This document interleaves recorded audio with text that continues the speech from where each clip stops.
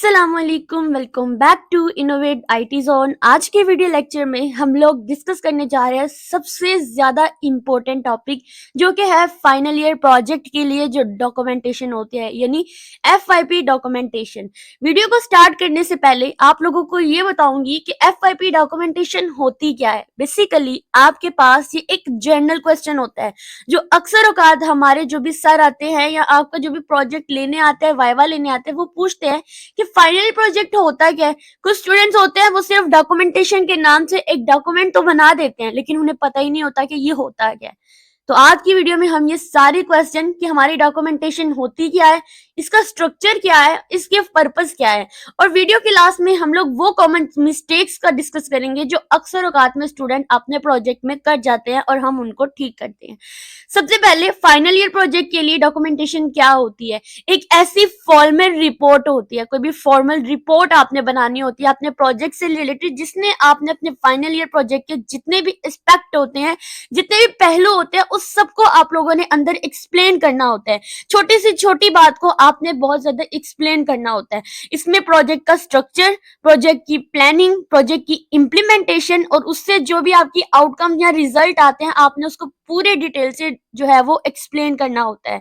और ये आपके जो भी असेसर्स होते हैं उनके लिए भी इनको समझने के लिए एक टूल मिल जाता है, और इसको हम लोग final year project report documentation कहते हैं।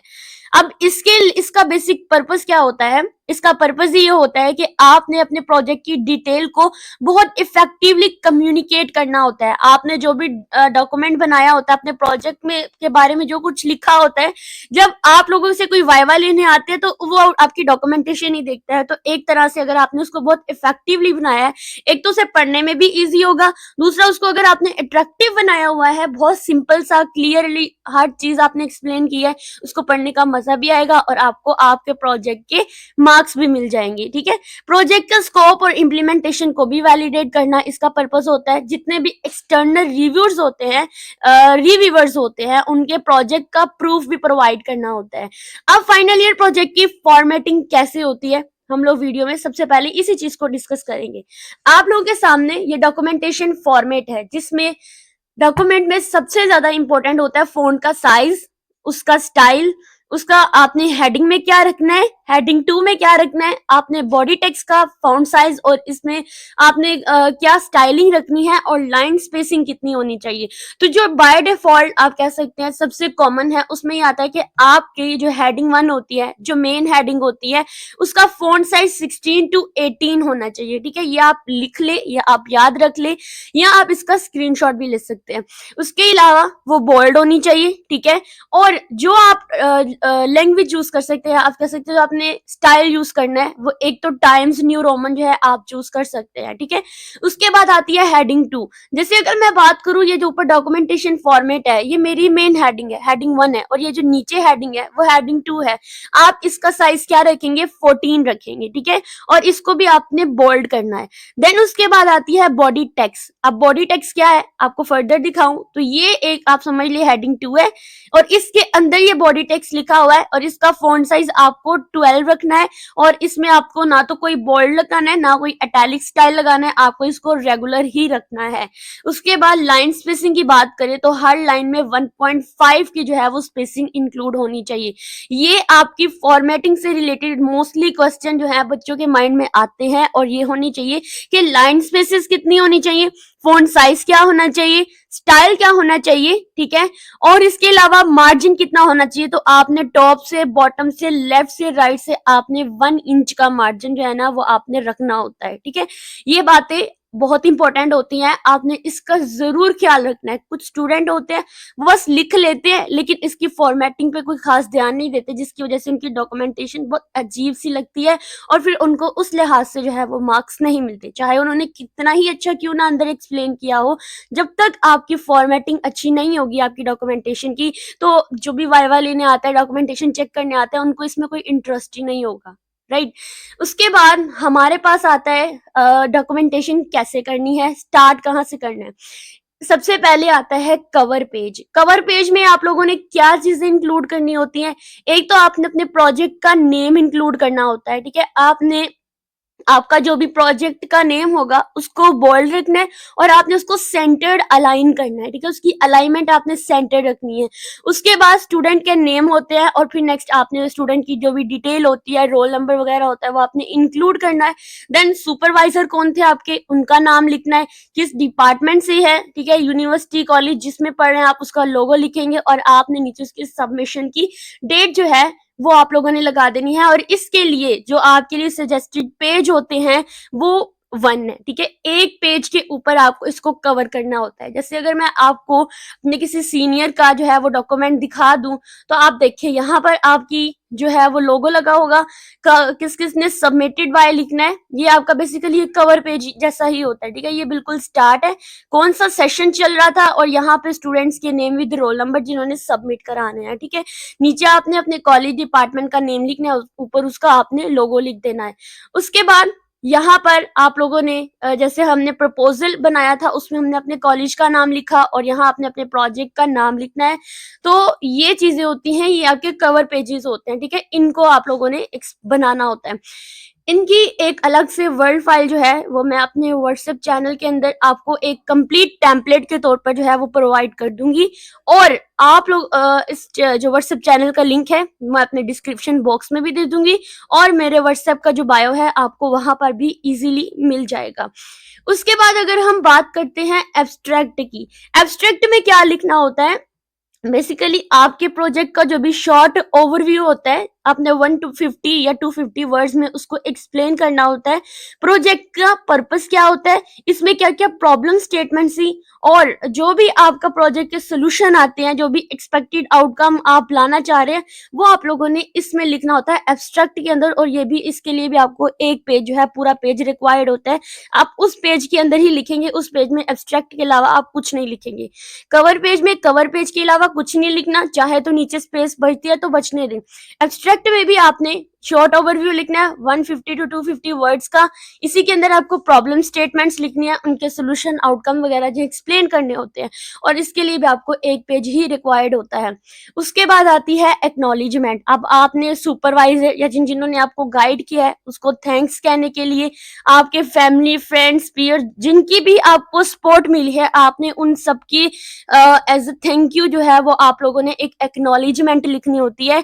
अगर आप एक्नॉलेजमेंट से अच्छे से रिलेट कर रहे हैं आपने उनको थैंक्स लिखना है। तो जैसे अगर हम यहाँ पर इस प्रोजेक्ट में देखते हैं तो यहाँ पर ये इतनी से उन्होंने एक्नॉलेजमेंट लिखी हुई है और नीचे देखिए पूरा पेज जो है वो बिल्कुल फ्री है। तो इसके लिए आपको एक पेज मिलेगा और नीचे चाहे आपने जितना थैंक्स एक्नॉलेजमेंट लिखनी है आप लिखे, नीचे आपने पेजेस की स्पेस छोड़ देनी है। तो यहाँ साथ साथ पेजेस भी बता दिए कि आपको कितने पेजेस रिक्वायर्ड होने हैं। उसके बाद आता है टेबल ऑफ कंटेंट। आपके प्रोजेक्ट के टोटल चैप्टर्स होते हैं 10 to 12, ठीक है। आपने इन चैप्टर्स को खुद लिखना है, राइट। अब इन चैप्टर्स के लिए कैसे लिखना है, आपने जो टेबल ऑफ कंटेंट बनाना है वो आप 1 से 2 चाहे तो 3 पेजेस का भी बना सकते हैं। अगर आपका प्रोजेक्ट जो है वो बहुत ज्यादा कॉम्प्लेक्स है, बहुत ज्यादा लॉन्ग है, तो आप इनके लिए तो आपने क्या करना है, बिल्कुल क्लियरली जो है ना एक आउटलाइन बनानी है। चैप्टर्स की सेक्शन है तो सेक्शन के साथ इंक्लूड करें, पेज नंबर के साथ इंक्लूड करें। इसको भी मैं आपको एक दफा दिखा देती हूँ, अगर इस प्रोजेक्ट में उन्होंने इंक्लूड किए हुए हैं तो आप देख सकते हैं कैसे यहाँ पर इन्होंने बिल्कुल अच्छे फॉर्मेट के साथ जो है पेज नंबर जो है वो ऐड किए। ये बेसिकली टेबल ऑफ कंटेंट है। इनका प्रोजेक्ट छोटा है तो इसलिए इसका स्कोप छोटा है तो इसलिए उन्होंने सिर्फ एक पेज इंक्लूड किया है। आप कोशिश करें 1 से 2 पेजेस के अंदर भी आप इसको इंक्लूड कर सकते हैं। उसके बाद आता है इंट्रोडक्शन। अब जो इंट्रोडक्शन है ना, चैप्टर्स की अगर हम बात करते हैं तो इसमें सबसे पहला चैप्टर आता है इंट्रोडक्शन का, ठीक है। अब इस इंट्रोडक्शन में आपने क्या लिखना होता है, जितने भी प्रॉब्लम स्टेटमेंट क्या आई है सबसे पहले आपने ये लिखना है कि आखिर ऐसी क्या प्रॉब्लम्स थी जिसकी वजह से आपको ये प्रोजेक्ट बनाना पड़ रहा है। प्रोजेक्ट के ऑब्जेक्टिव्स और गोल्स को आपने एक्सप्लेन करना है, इसका स्कोप क्या है, उसका बेसिक ओवरव्यू आपने लिखना है। कीवर्ड्स जो आप डिफाइन करना चाहते हैं आप इसके अंदर अपने इंट्रोडक्शन के अंदर जो है वो इंक्लूड करेंगे और इसके लिए आप 2 से 3 पेजेस भी ले सकते हैं। अगर इनका इंट्रोडक्शन देखा जाए तो आपने चैप्टर 1 पहली बात कि आपने लिखना कैसे है, आपने जो भी आपकी कॉलेज है, यूनिवर्सिटी है, उसका लोगो लगाएं, नीचे चैप्टर 1 लिखें, चैप्टर का नाम लिखें और देन आप स्टार्ट कर दें। देखिए इंट्रोडक्शन उन्होंने पूरा डिटेल के साथ लिखा हुआ है और नीचे प्रॉब्लम स्टेटमेंट, ऐसी कौन-कौन सी प्रॉब्लम्स आई थी और ऐसी क्या-क्या चीज़ें थी, सब कुछ उन्होंने इसके अंदर एक अच्छी फॉर्मेटिंग के साथ जो है वो लिखा हुआ है, ठीक है। उसके बाद आता है फिजिबिलिटी रिपोर्ट। फिजिबिलिटी रिपोर्ट के अंदर आपको क्या लिखना होता है? विजिबिलिटी रिपोर्ट के अंदर आपको सबसे पहले कुछ टाइप्स होती है फिजिबिलिटी रिपोर्ट की। टेक्निकल होती हैं, ऑपरेशनल होती हैं, इकोनॉमिक होती हैं, स्केजुअलिंग होती है, लीगल और एथिकल होती हैं। ये सारी आपने लिखनी होती है। टेक्निकल में यानी क्या क्या टेक्नोलॉजी अवेलेबल है और कैसे यूज होंगी, ये आप लोगों ने इसके अंदर इंक्लूड करना होता है टेक्निकल फिजिबिलिटी के अंदर। ऑपरेशनल फिजिबिलिटी की बात करें, यूजर एंड जो भी आपके स्टेक होल्डर्स होते हैं उनके लिए प्रोजेक्ट कितना यूजफुल हो सकता है, वो आप लोगों ने अपने ऑपरेशनल यानी इसको कैसे वो परफॉर्म कर सकते हैं और कितना बेनिफिशियल है उनके लिए, आपने वो अपने ऑपरेशनल फिजिबिलिटी के अंदर लिखना है। उसके बाद आता है इकोनॉमिक।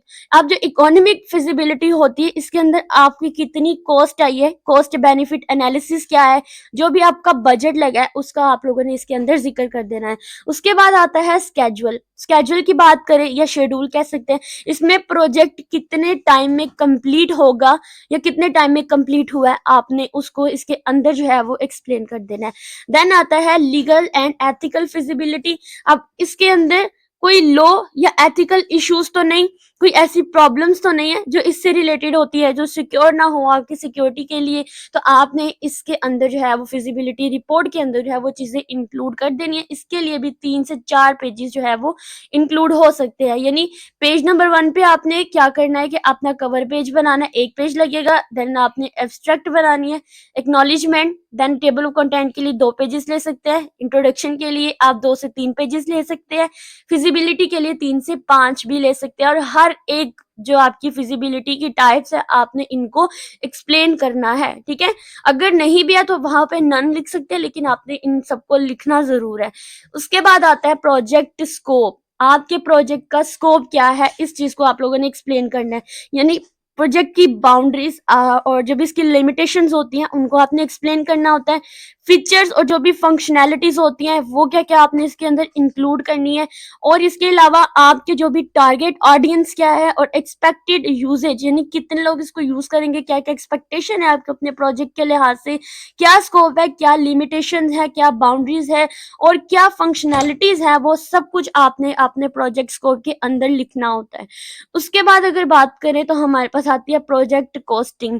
अब प्रोजेक्ट कॉस्टिंग के अंदर आपको क्या लिखना है, आपके जो भी फंक्शन पॉइंट्स होते हैं उनकी एनालिसिस या किसी और मेथड का आपने यूज करते हुए कितनी कॉस्ट को कैलकुलेट किया है, क्या एस्टिमेशन है, वो आप लोगों ने इस प्रोजेक्ट कॉस्टिंग के अंदर लिखनी है।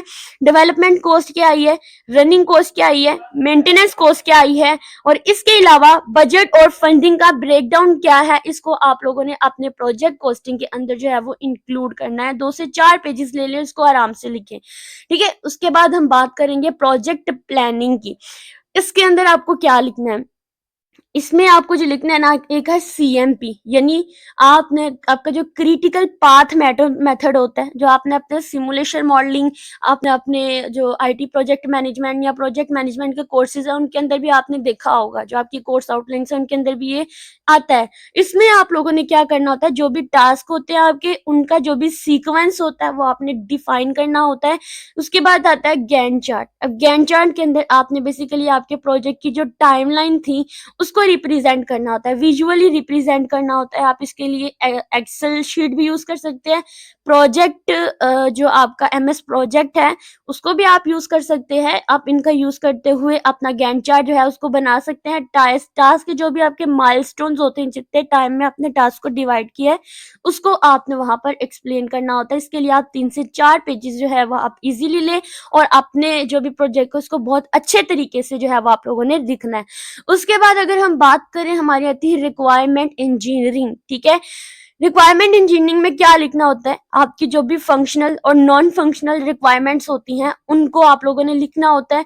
आपके यूज केसेस, आपके जो भी एक्टर्स होते हैं, आपने डायग्राम्स होती हैं और आपके फ्लो चार्ट्स होते हैं, आपका कॉन्टेक्स्ट लेवल होता है, वो सब कुछ आप लोगों ने अपनी रिक्वायरमेंट इंजीनियरिंग वाले चैप्टर के अंदर इंक्लूड करनी है। ये बेसिकली चैप्टर्स हैं जो मैं आपको एक्सप्लेन कर रही हूँ।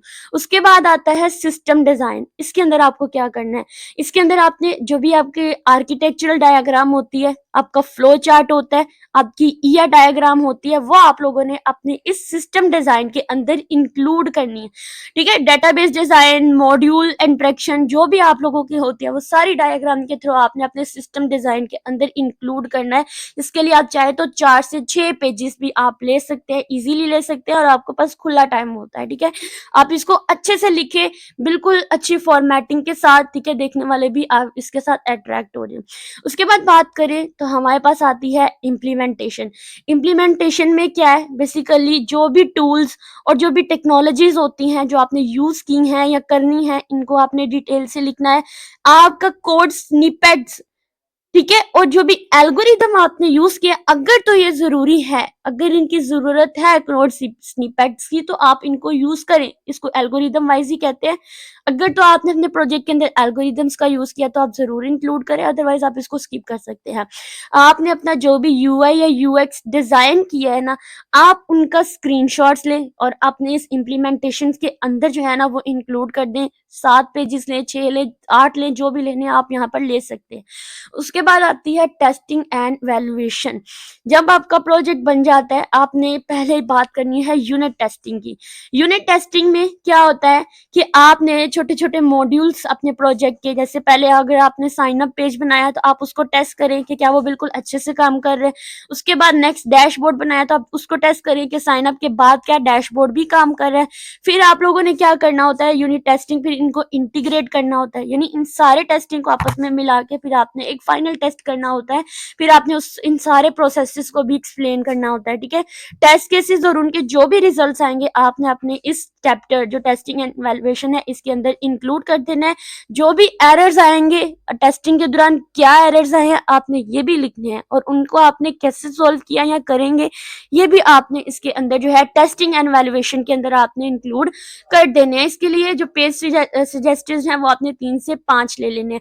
उसके बाद बात करें, हमारा चैप्टर है कंक्लूजन एंड रिकमेंडेशंस। इसमें आपने क्या लिखना होता है, अपने प्रोजेक्ट्स की ओवरऑल समरी और जो भी की फाइंडिंग्स होती हैं वो आपने इसके अंदर जो है वो एक्सप्लेन करनी होती है, यानी समराइज करना होता है अपने प्रोजेक्ट को। फिर आप फ्यूचर इम्प्रूवमेंट्स और जो भी रिकमेंडेशंस होती हैं वो आपने अपने इस चैप्टर के अंदर इंक्लूड कर देनी। उसके बाद हम बात करेंगे फ्यूचर वर्क की, कि आपका प्रोजेक्ट जो है वो इन फ्यूचर क्या काम कर सकता है। इसमें जो चीजें आपको लिखनी है, यानी प्रोजेक्ट में और क्या क्या फीचर्स आप ऐड कर सकते हैं इन फ्यूचर, या सिस्टम को कैसे एक्सपेंड कर सकते हैं, या इसकी मजीद क्या इंप्रूवमेंट आ सकती है, आपने इस चीज को इंक्लूड करना है। उसके बाद बात करेंगे रेफरेंसेस। रेफरेंसेस होते हैं कि आपने जहां जहां से अपना जो डाटा कलेक्ट किया है, किसी वेबसाइट से, किसी भी आपने कोई भी वेबसाइट है, कोई भी बुक है, कोई भी रेफरेंस मटेरियल है, रिसर्च वर्क्स हैं, उनमें से आपने क्या क्या डाटा लिया है, आप उसका रेफरेंस देकर जो है वो अपने प्रोजेक्ट में 1 से 2 पेजेस के अंदर वो लिख सकते हैं। ठीक है, और ये नेसेसरी है। उसके बाद अपेंडिसेस होती हैं, ये बेसिकली ऑप्शनल होता है, लेकिन अगर एक्स्ट्रा मटेरियल, जैसे अगर क्वेश्चनिंग करनी है या आपने फॉर्म्स बनाना है, कोई रॉ डाटा है, कोई एडिशनल डायग्राम या चार्ट है जो आप अपने चैप्टर्स के अंदर इंक्लूड करना चाहते हैं, तो आप इस वाले चैप्टर का भी यूज कर सकते हैं। इसके अलावा कुछ कॉमन मिस्टेक्स का जिक्र कर लेते हैं कि स्टूडेंट अक्सर प्रोजेक्ट बनाते हुए कौन कौन सी मिस्टेक्स कर सकते हैं, और फिर उनका सोल्यूशन भी। सबसे पहले जो गाइडलाइन आपको प्रोवाइड की जाती है उनको स्टूडेंट फॉलो नहीं करते हैं, अपनी ही डॉक्यूमेंटेशन कर रहे होते हैं। तो इसका सोल्यूशन क्या है कि आपने जो भी डॉक्यूमेंटेशन शुरू करनी है उससे पहले आपको जो भी कॉलेज यूनिवर्सिटी की तरफ से एक टेम्पलेट दिया जाता है, आपने उस टेम्पलेट को फॉलो करके एक अच्छी डॉक्यूमेंटेशन अकॉर्डिंग टू दिस आपने बनानी होती है, खुद से कुछ भी नहीं करना होता। उसके अलावा आपकी फॉर्मेटिंग पुअर नहीं होनी चाहिए। वीडियो के स्टार्ट में ही आपको मैंने फॉर्मेटिंग सिखाई है कि फ़ॉन्ट क्या होना चाहिए, उसका स्टाइल क्या होना चाहिए, हर हेडिंग का, बॉडी टेक्स्ट का क्या फ़ॉन्ट साइज़ होना चाहिए, लाइन स्पेसिंग क्या होनी चाहिए, मार्जिन 1 इंच का होना चाहिए, ऑल साइड से लेफ्ट, राइट, बॉटम, टॉप सबसे। ये मिस्टेक्स होती है जो स्टूडेंट कर जाते हैं, जो मैंने आपको बताया, इनकंसिस्टेंसी आ जाती है। उसके अलावा कुछ ग्रामर्स की, स्पेलिंग्स की भी मिस्टेक कर जाते हैं, तो इसका बेहतर हल क्या है कि आप प्रूफ रीडिंग करें, ठीक है? फाइनल ड्राफ्ट अपने जो भी, अगर आप एमएस वर्ड का यूज़ कर रहे हैं तो वहाँ पर आपको तो ऑलरेडी बता दिया जाता है कि आपके ये एरर है।